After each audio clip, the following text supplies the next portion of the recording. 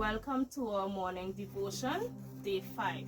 So today I will be sharing on spiritual warfare. First I will say what is spirit and what is warfare. So spirit is a non-physical part of a person which include our emotion and character. This is how we feel and the attitudes we develop.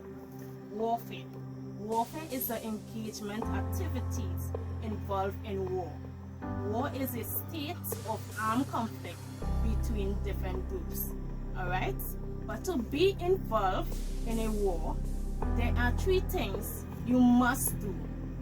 1. Recognize who are your adversary.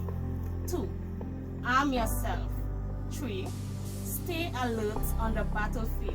Right? You want to be vigilant. Spiritual warfare. This is taking a stand against supernatural evil forces. We are up against a real devil who we cannot see. That's why Ephesians chapter 6 verse 11, Paul said, put on the whole armor of God, the whole armor which we could find in Ephesians chapter 6 verse 14 to 17, which are the loins of truth, breastplate of righteousness, feet with the gospel of peace, shield of faith, helmet of salvation, the sword of the Spirit or word. And I will continue with that verse, that ye may be able to stand against the wiles of the devil. Now what are the wiles of the devil? It's simple. The wiles of the devil are attack upon your mind, emotions, condemnations, doubt, fear, evil thoughts, and depression, and the list goes on. I will go on now to verse 12.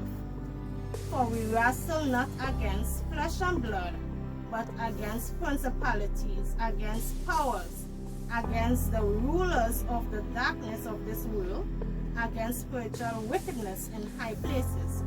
These 4 positions listed in this verse is actually ranks of demons. Now demons are disembodied spirits which have no form, and they cannot, I repeat, they cannot enter a born-again believer because the Holy Spirit lives there. Now, I'm going to read for you all 2 Corinthians chapter 10 verse 3 to 5. For though we walk in the flesh, we do not war after the flesh. Verse 4.